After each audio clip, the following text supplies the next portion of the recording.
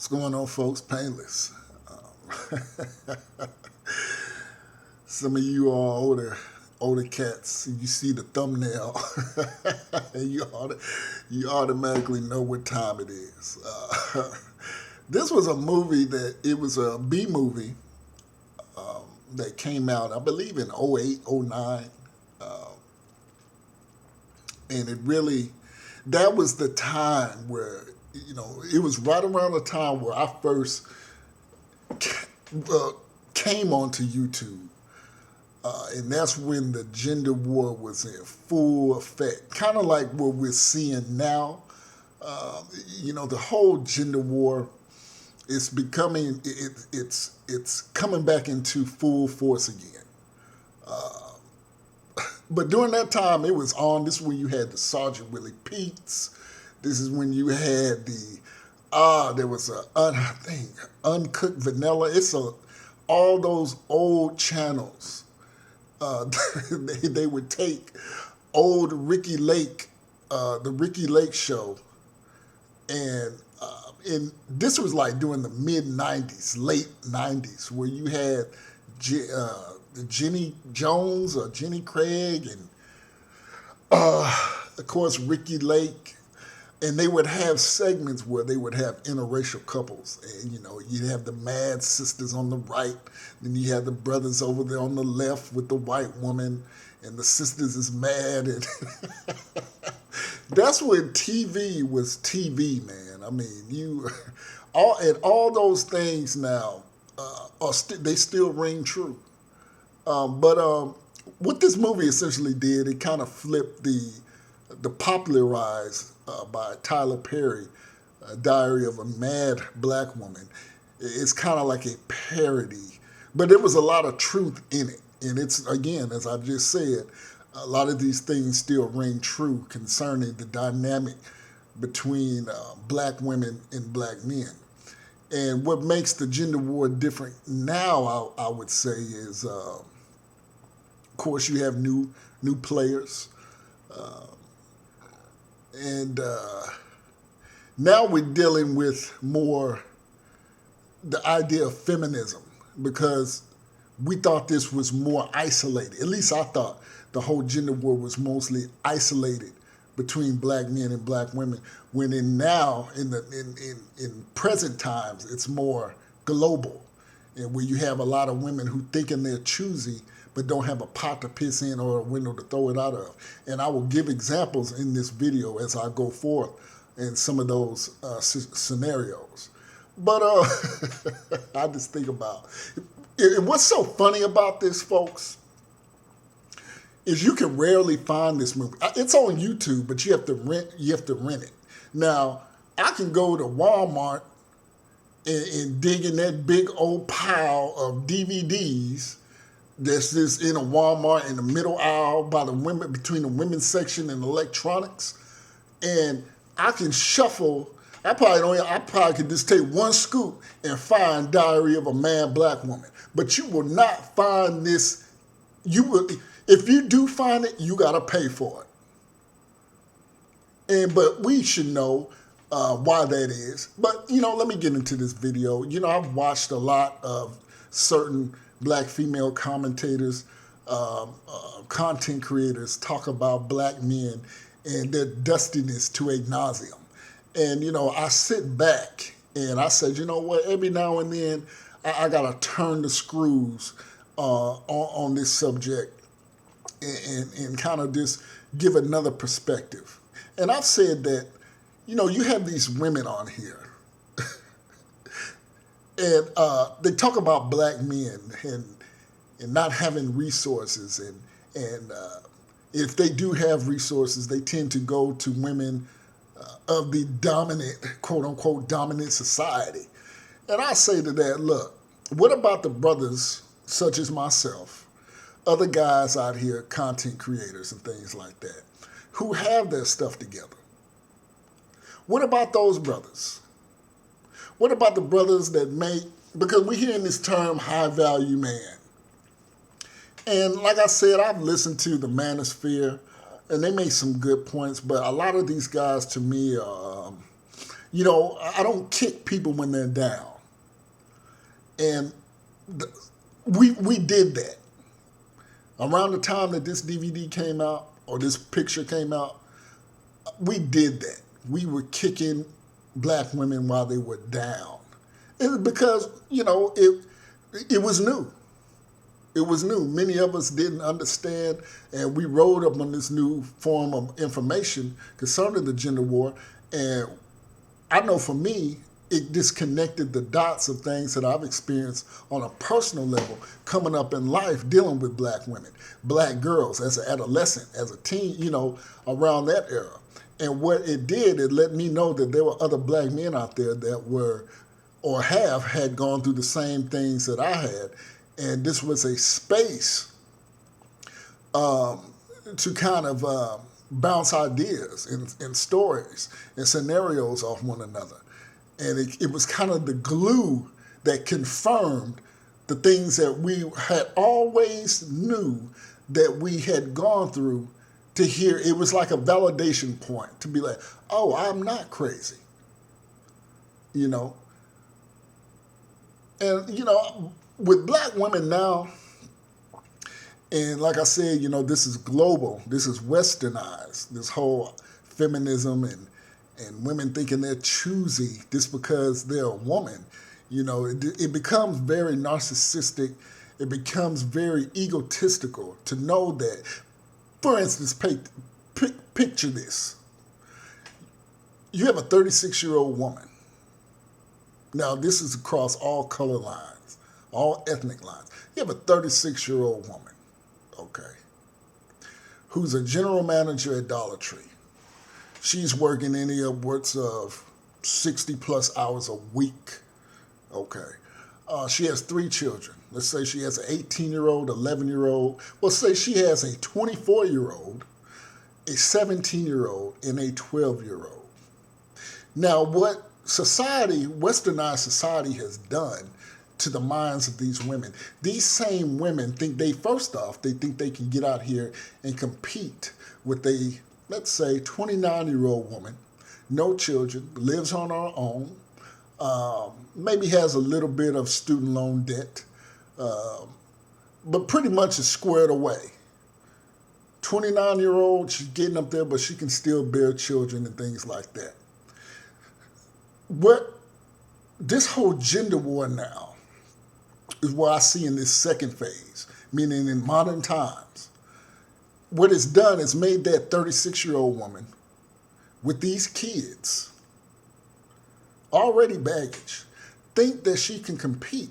Not only does she think she can compete, she thinks that me, guy, that I should worship her and that I should be chasing after her, and that she is the prize. That's what, you know, in so many words, that's what this whole gender war, this whole globalistic outlook, or just, you know, just a snapshot of this gender war has put in the minds of women. Basically, you think you still holding when you got 3 damn kids. Now, I have resources as a man. And you think that I should be, you don't even give it a thought that, damn, why would a guy, now some women know this, but for a majority of women, they think that they have no even understanding of why would a man want to deal with me if he's in his early 40s and he's making he's making over $80,000 a year. Decent money for a single guy, especially if you live in the South or the Midwest. I would say you got it going. If you're a single man and you're making over $80,000 a year, you got it going on, brother. And that's white, black, Hispanic, Asian, it doesn't matter. You got it going on. Hats off to you.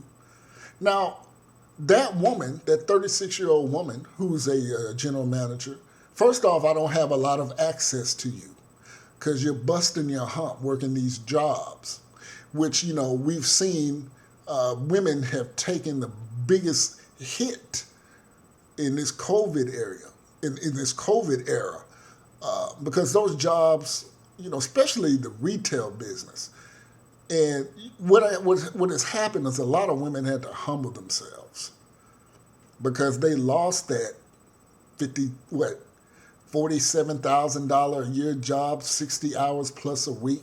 Now COVID said, "Oh, we don't need you right now." Now these women are having to Uber around to make ends meet. OnlyFans, which OnlyFans to me is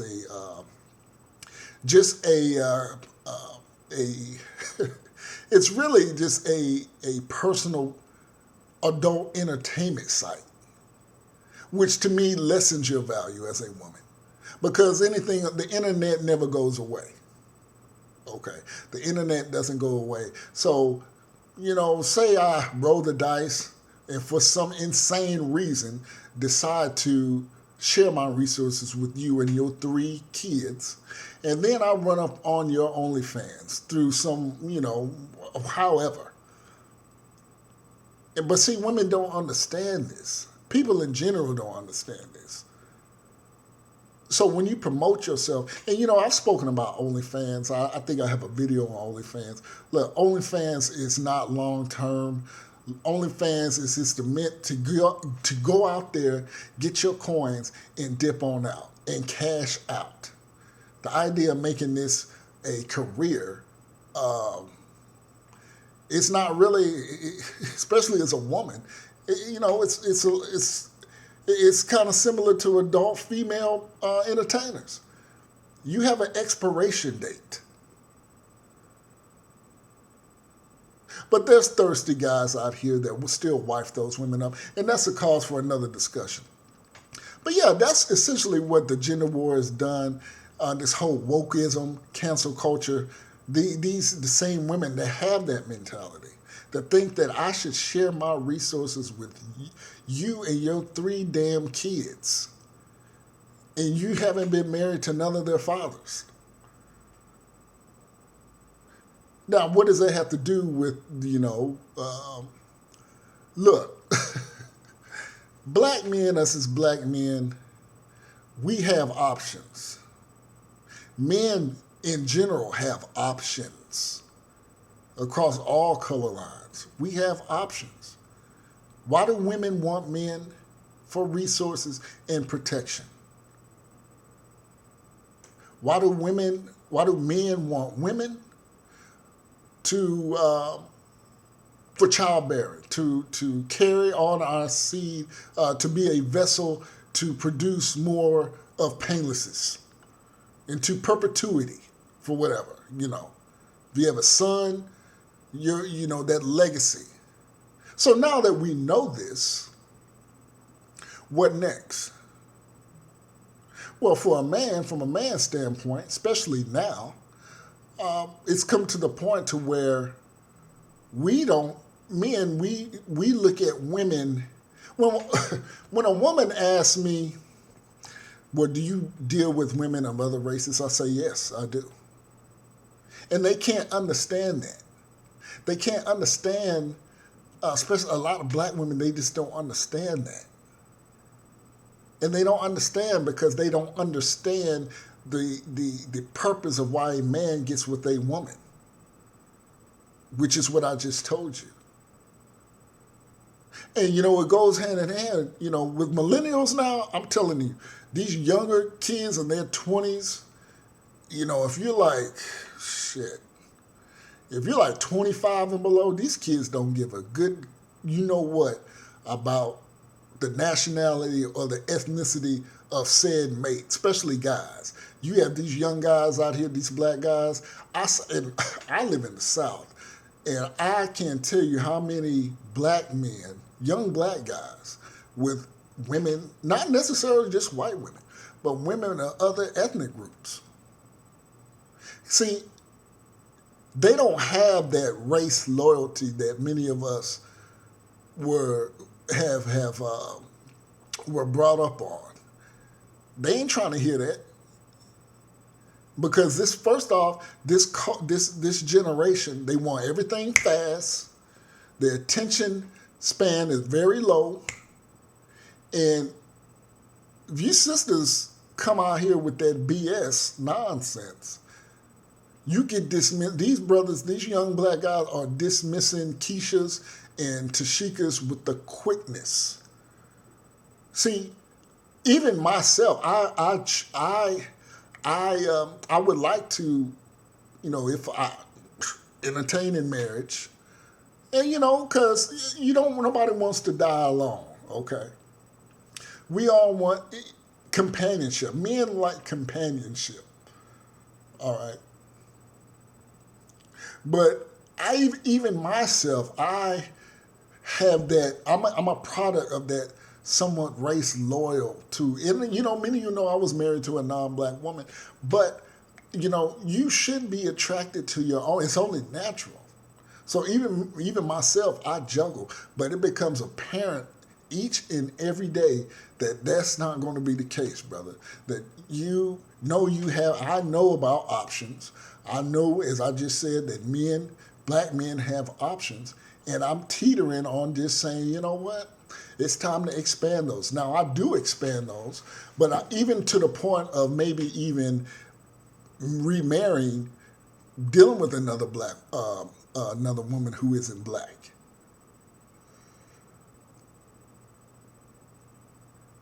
But yeah, these millennials give zero whats about that. They are not trying to deal. You got brothers, young black men out here, a lot of them, who just who just say they do not deal with black women.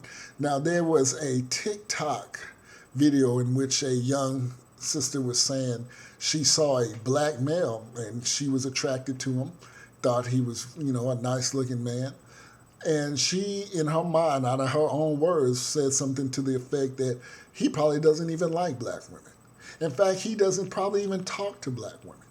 And that's the humbling that a lot of black women need to see. And this is where you can learn. See, these sisters my age, they can learn. I've said this before. I said to myself, and I even heard a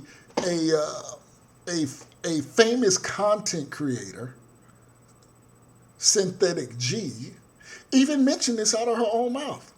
Out of her own mouth, she said, how is it that white women know the pathology of black men, but yet us as black women, who are the carriers of black men, can't seem to wrap our minds around how black men act and how they are? And I said, it's simple. These women come from backgrounds where they know what it's like to be a wife. They've had fathers in the home. And I've said that a young woman's first teacher in terms of how to be a wife is the father. The father's going to kind of tell, most women look for someone like their father in some ways, in a lot of ways. Hardworking, protector, caring, compassionate, always there. Now, if you deal with a group of women in there, of the black woman who rarely sees this, because we know the same statistic, most black, 75% plus of black households, there's a one parent in there, usually the mother. So she has no focal point of what a man is. She's going to cultivate a fight or flight mentality in her psyche, in every facet of life. We just so happen to be talking about dating, marriage, and things like that. So if she has no foundation, why the hell would I deal with a woman like that? This is why men should avoid women with daddy issues, or who've never had a dominant male figure in their life. Those women should be avoided like the plague. It just so happens again, who comes from this ilk? Black women. And that's just the reality. Men want feminine women. Men want women that are natural. Men typically don't want women who have to wear other women's hair on their head. who are grossly overweight. Most men, you know, there's fetishes and things like that, but you know, most men want someone who's in decent shape. You know, some of the things that I just mentioned. But yeah, these millennials, they are not caring whatsoever. So don't be fooled as if black men have no options. See, I've always said that you women, you can't do what men do. And I can even go back into past articles and how they said black women are the least desired. That in terms of online dating, the Asian man and the black woman have it the worst. The worst. But yeah, you have certain female content creators would have you think that black men are quickly dismissed, that we have no options. Excuse me. And then if we do have something going on about ourselves, we're making good money. We keep ourselves in decent shape. Somehow these women are just using us for a fetish and all this. Now, there are women that do that.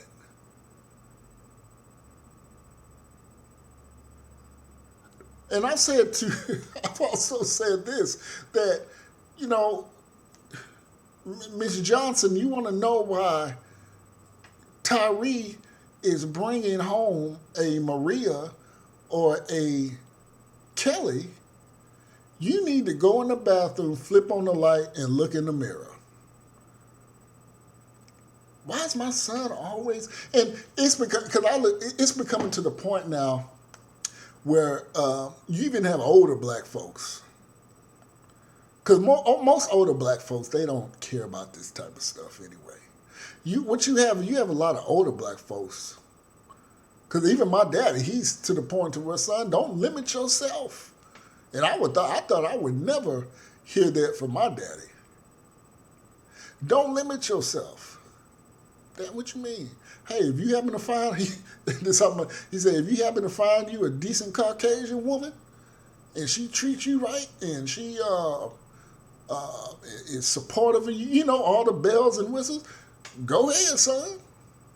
Because even my daddy, who he recognizes what's going on. He know that a lot of these sisters out here ain't, you know what, and that, you know, and the ones that are think that you need to, you know, build a whole city in a week, where they don't require that of other men. Now, I've heard this before. And again, as I said in the beginning parts of this video, what the gender war did, it allowed men, especially black men, to hear things, to hear the words, where we didn't have any language, we didn't have any type of tangible records we could see. Only thing we had was the thoughts in our mind and our experiences dealing with black women, from elementary all the way to doggone to our adulthood. Now, what the gender war did, it allowed us to have diction. It allowed us to see and hear and be like,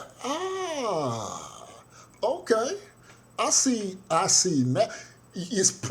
Our thoughts have now been put on paper. Our thoughts have been spoken where we didn't know, at least for me, I didn't know how to articulate what I was going through. But now that shit is over. Now everything's shit. We got a whole damn library full of sources and information. And men, and what's happening is men know now, especially black men, we know now. This is why you see such, if you look at these crystalline kerosenes and these synthetic Gs and these Tanya TKOs, if you notice, they are working overtime to suppress or to really push out anti-black male propaganda. because they know the truth. They know the truth. I see these women pump out 4, 5 video, 30-minute videos. I'm talking about 30. I'm not talking about quick 9 to 15-minute video. These women are making verbal dissertations out this mug on anti-male blackness. Because they know. They know what's up. And everybody knows what's up. Or you wouldn't have Asian men, which is another, and black, since we're talking about this, black women being the least, having it the hardest. And if you have the hardest on online dating, you damn sure have it the hardest in the real world in terms of choice selection. Now, there are women who don't deal with black men. Of course. There are women who don't deal with white men.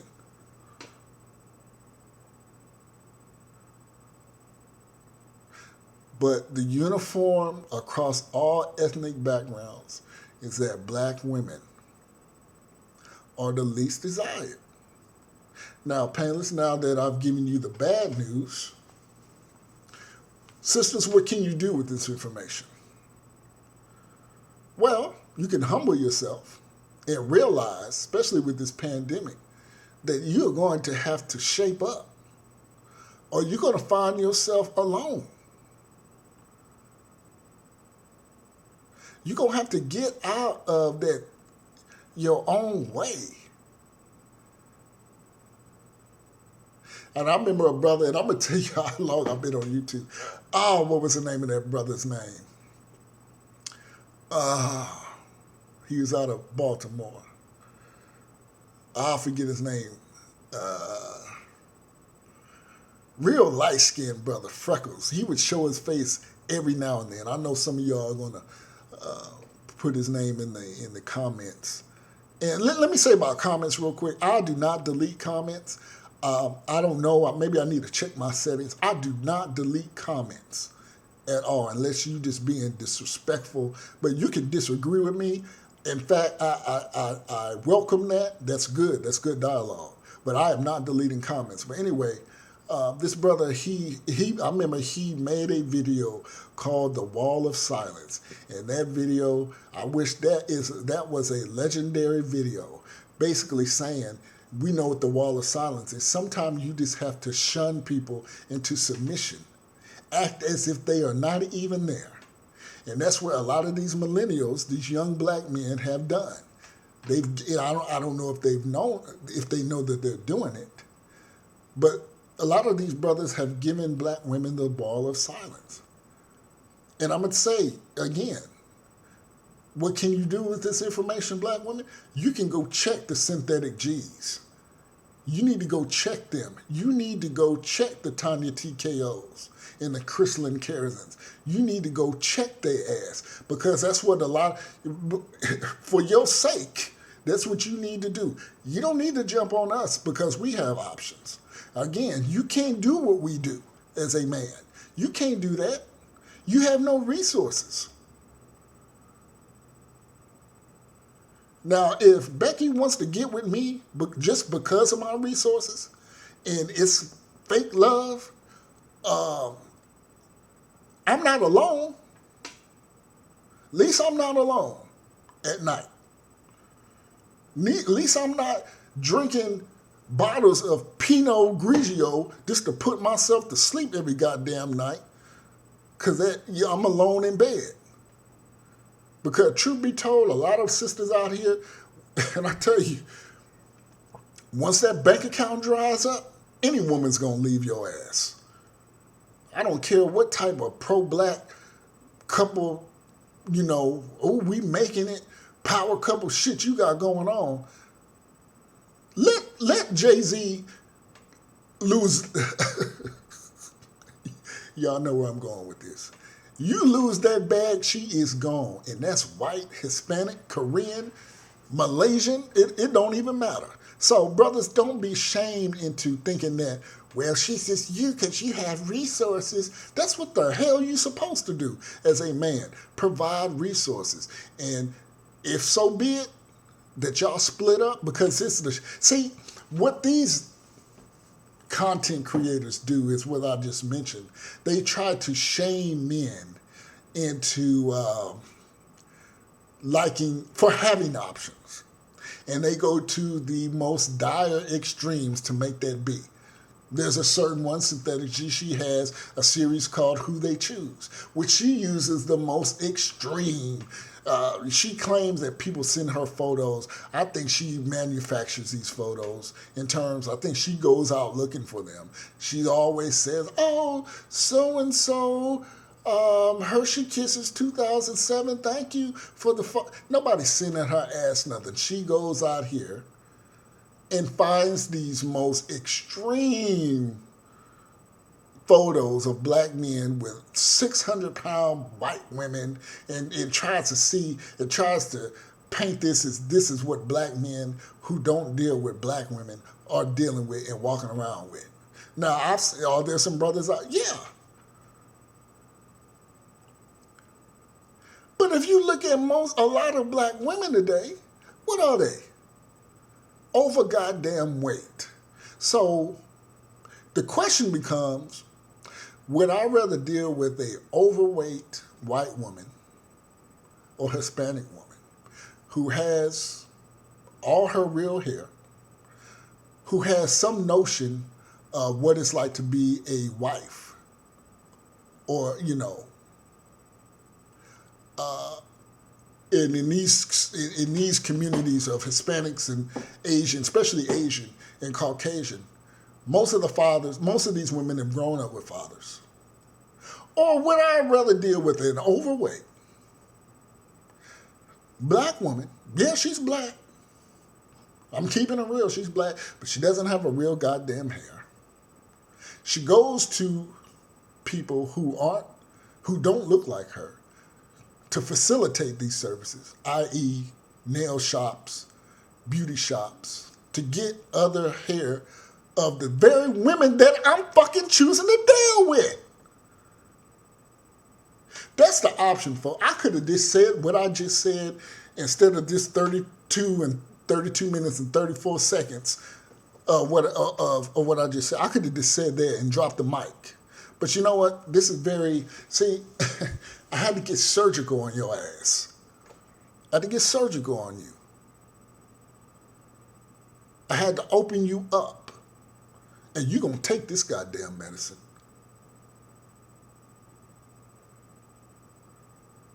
So that's where we at, gentlemen. I sat by and, like I said, they're working. Oh, their checks must be fat. All the OT they putting in. But don't be swayed. Do not be swayed. Painless out.